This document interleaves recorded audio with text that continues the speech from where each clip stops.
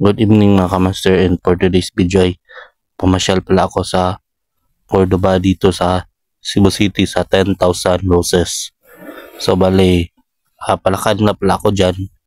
Papasok na ako sa 10,000 Roses. Hindi pala ako nakapag-video sa pagpunta ko galing ng Cebu City papunta ng Cordoba. Ang Cordoba pala ay sa unahan pa ng Lapu-Lapu City. So itong 10,000 Roses ay located sa Cordoba, Cebu. So yan, bali papasok na pala ako dyan. Papunta na ako sa 10,000 Roses. Papasok na ako dun sa papasok na ako sa 10,000 Roses dyan. Bali yung video ko lang ay medyo malikot yung kamay ko, kaya magalaw yung video ko. At yan pala yung lugar nila. May mga design na rose, may mga puno, parang Christmas tree na. Parang Christmas tree sa harap, parang may nakalagay na parang Christmas tree na puno. Hindi ko alam kung anong tawag dyan. So yan yung rose nila. Mga white rose. Maganda naman siya, okay naman siya puntahan. Maganda siya pasyalan. Bali yung rose pala nila ay parang, sa tingin ko parang artificial rose lang siya, pero maganda naman siya, maganda yung paggagawa sa kanya. So makikita nyo, ang ganda-ganda, puti-puti ng rose. Hindi lang ako sure kung anong tawag sa rose na yan, kung artificial ba talaga yan or ano, kung totoo ba, hindi ako sure. Pero maganda naman siya, lalo na kung gabi, kasi kapag gabi na, yung mga rose ay umilaw-ilaw. At yan, may mga upuan pa dyan. So yan, pwede ka palang umupo dyan, pwede kang mag-standby dyan kung gusto mo. So yan palang rose nila, ang ganda. At tabing dagat din siya, ang ganda-ganda. At yan pala ay upuan din yun. May design upuan. At meron din silang mga bilihan ng pagkain dito, drinks. So class yung drinks nila. Kaso lang yung drinks nila ay may kamahalan. So nung kanina, nung papunta ako, nauhaw ako, hindi na ako bumili dyan, kasi yung pera ko ay kasya lang sa budget ko pang pamasahe ko papunta at pabalik dito sa Cebu, sa aming bahay. So yan, bali nalalakad-lakad lang ako. So yan, kanina nung pagkatapos kong mag-video ay umupo ako dyan. Nanood ako sa dagat. Tingin ako sa dagat. May mga barko rin palang dadaan dyan. May barko na dumadaan, mga bangka. So yan, mali. Balakad-lakad lang ako dyan. Nanonood ako ng rose, ng views. Maganda yung view dyan. Maganda talaga siya. So first time ko rin palang nakapunta dito. First time po ako nakapasyal dito. So yan. Yung lugar pala nila guys, okay lang naman, pero nung tinignan ko to sa internet, sa YouTube. Nung tinignan ko siya dito sa YouTube ay akala ko yung rose, yung lugar niya ay masyadong malawak. Okay naman yung lugar niya, pero hindi lang katulad nung in-expect ko nga na malawak talaga. At hindi ko rin nakala na yung lugar nila ay malapit sa dagat. So ang ganda talaga. So ang ganda naman niya, kasi nga yun, malapit sa dagat. Maganda naman yung view niya kasi nga malapit sa dagat, at yung mga rose nila ay masyadong maganda. So mamaya guys, pag pag madilim-dilim na ay yung mga rose ay umiilaw-ilaw. So parang ang ganda talaga ng parang mas gumanda siya kasi nga ginawa nila ng parang ilaw eh. So yung palang rose na yung sinabi ko kanina parang artificial. Sa tingin ko artificial talaga sila kasi nga kung makikita nyo dyan sa video na pag dumilim na yung rose ay umiilaw-ilaw. So totoong rose, ang hirap naman siguro gawa ng paraan na pailawin yung rose kasi talaga yung rose nila ay umiilaw talaga. So yun yung isa sa nagpaganda talaga sa kanila sa mga rose. So yan, bali naglakad-lakad lang ako dyan.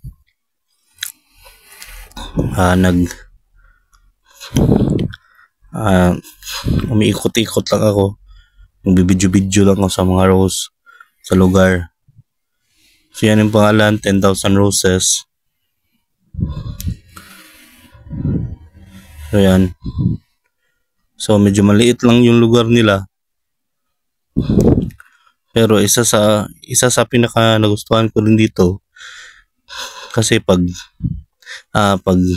tumingin ka sa may dagat, palaging may dumadaan na eroplano kasi nga malapit na ito sa Mactan Airport International sa Mactan. So yun din yung isa sa nagustuhan ko sa lugar na ito.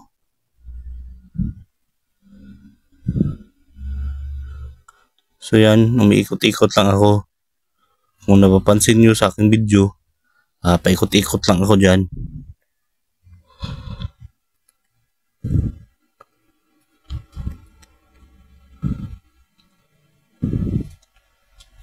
So yan, ikot-ikot lang ako. So yan lang pala yung ginawa ko dyan guys. Nag-video, ikot-ikot lang ako. Iniikotan ko lang yung rose.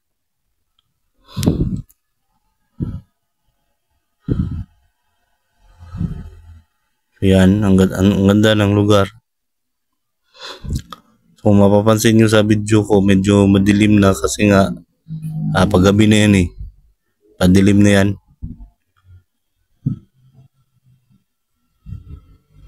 So yan. Kaya yung rose, sa gitna naman ako dumaan. So medyo nahirapan lang pala ako sa pag-video kasi yung kamay ko malikot. Kaya kung mapapansin nyo sa video, ay talagang gumagalaw-galaw kasi nga ginagalaw ko yung yung kamay ko eh. So yan, ganyan lang siya.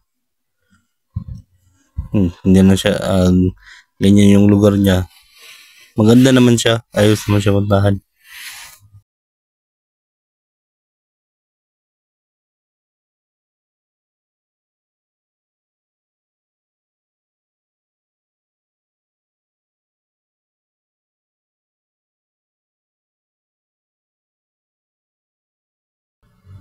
Kaya lang siya. Ganyan yung rose niya. So sa sinabi ko kanina, ulitin ko lang na yung lugar nito ay located sa Cordoba, Cebu City. Cordoba, Cebu. Hindi pala city, sorry. Cordoba, Cebu. Kasi yung Cordoba ay parang, hindi ko alam kung probinsya or city ba yan. Basta, dito lang rin yan sa Cebu. Sa north side ng Cebu. North side. Kung mapapansin nyo yung maliit na hagdan na green, pwede ka palang umakyat dyan at magpa-picture. So yan, bali yan pala ay binidyohan ko kanina kasi dumaan yan habang pumapasyal ako sa 10,000 Roses. Habang naglalakad-lakad ako doon, nagbibidyo-video ako. Dumaan yung aeroplano kaya binidyohan ko.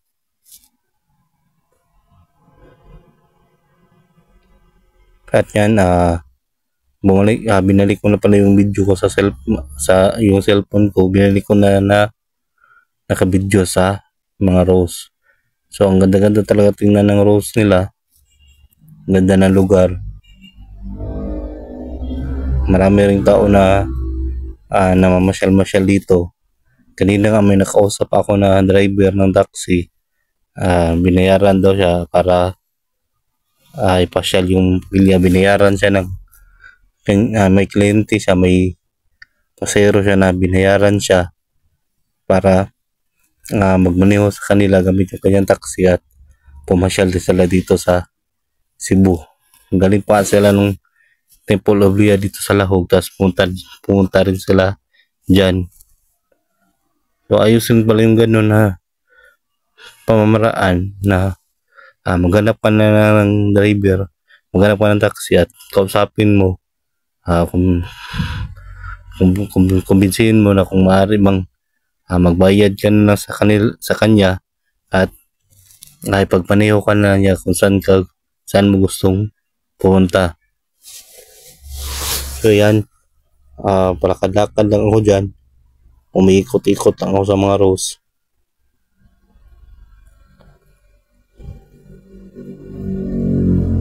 So yan, maganda naman talaga siya, maganda siya. Okay naman siya. Kaso lang,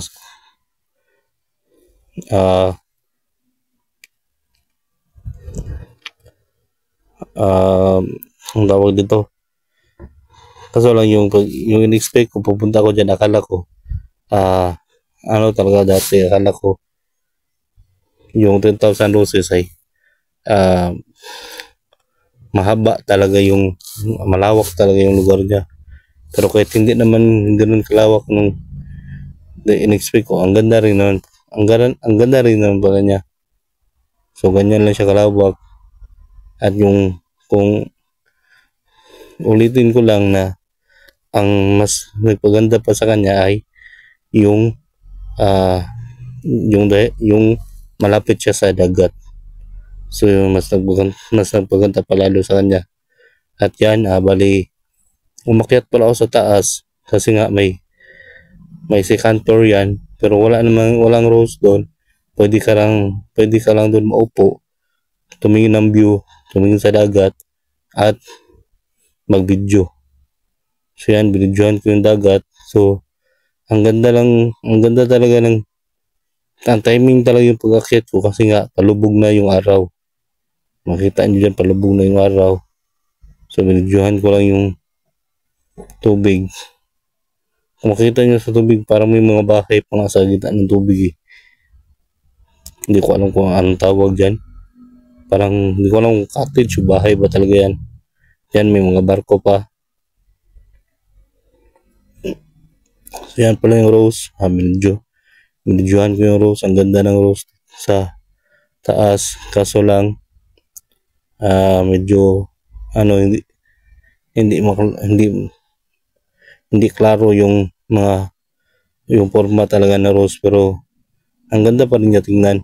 Ganda talaga niya tingnan sa taas. So yan, marami ring umaakyat dito, nagtitingin-tingin sa baba na side. May dumaan na naman na eroplano. Pangalawang beses na pala to na dumaan. Hindi ko rin alam kung saan galing to, galing to Manila. Kasi nga malapit lang dito yung Mactan Airport, kaya may mga dumadaan talagang eroplano dito. So yan, binidyohan ko lang yung eroplano. Sinama ko lang siya sa video sa vlog ko. So talagang sinundan ko talaga yung video na yan papunta ng hanggang makalayo na yung eroplano. So yan, papalayo na. Papunta na pala yan dun sa airport, sa Mactan Airport.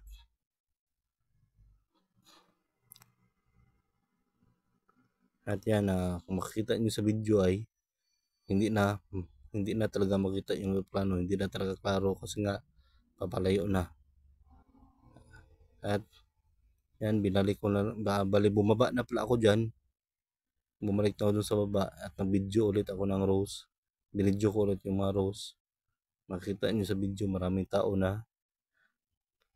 May mga tao sa video ko, may mga tao dyan, maraming taong nagpunta dyan ngayon. So ang ganda. Bawal lang talaga siya pitasin, bawal siya tanggalin. Pero kung makikita nyo yung rose niya, ang ganda talaga. Lalo na ngayon, kung makikita nyo, yung rose niya ay umiilaw-ilaw. So yan, kung mapapansin nyo sa rose na yan ay umiilaw-ilaw na siya kasi nga paggabi na. So ang ganda pala talaga ng 10,000 roses. So first time ko talaga nakapunta ako dito. First time ko pumunta dito.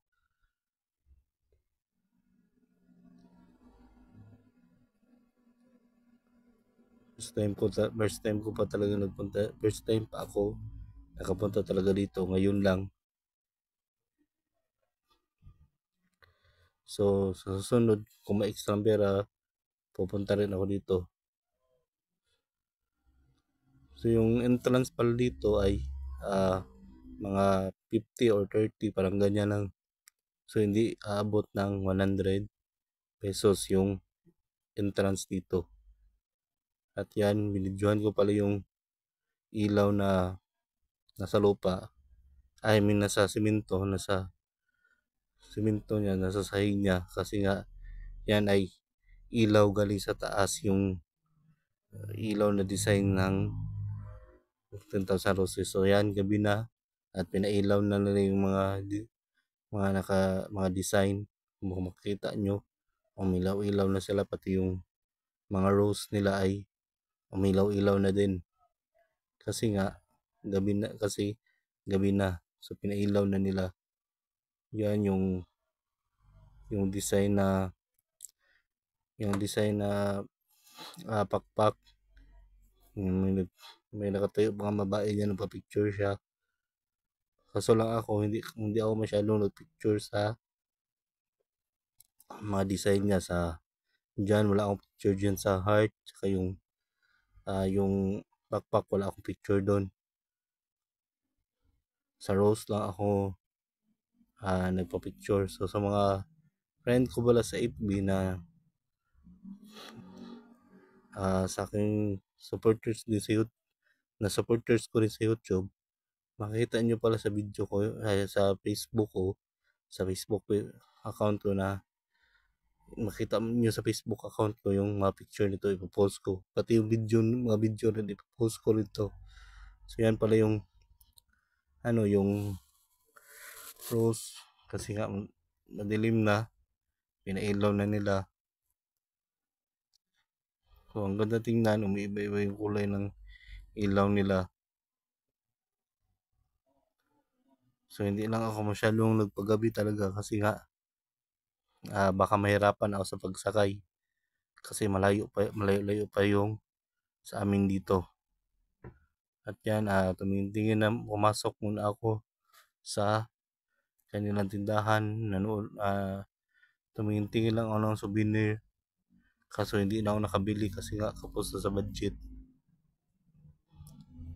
So hindi ako nakabili ng souvenir. So next time, kung may extra akong pera, pakabalik ako dito, bibili talaga ako ng souvenir. So yan pala yung mga souvenir nila, mga benta nila. May mug, mga keychain, may mga biskwit, may gitara pa naman dito, ukulele pa yung tawag dyan. Ukulele, or ano ba to, parang ukulele yan. Ukulele yung tawag dyan. So yan, may mga sasakyan na laruan pa. May mga laruan pa na sasakyan. So may mga iba't ibang binibenta pala sila dito. May mga tsinelas, mga ballpen, lapis.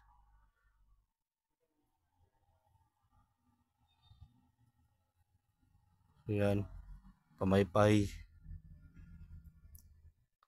Ang dami nilang binibenta dito. Marami rin silang binibenta dito. So yan. Yan yung tindahan nila. At yan, bali, pinas forward ko na pala ito. Hindi ko na binidyo yung pagsakay ko ng jeep kanina. Ito ay pagsakay ko na ng ferryboat. So, may ferryboat pala, malapit sa Rental San Roses. Sumakay ka lang ng jeep, tapos tanong ka lang sa driver kung saan banda yung pier ng ferryboat. So, yung ferryboat pala ay papunta dito. Pwede mo siyang sakyan mula dito sa Cebu City papunta ng Cordoba. So hanggang dito na lang pala yung video ko. Malipawin ako dyan. So paalam and thank you sa pag-support nyo sa akin. God bless.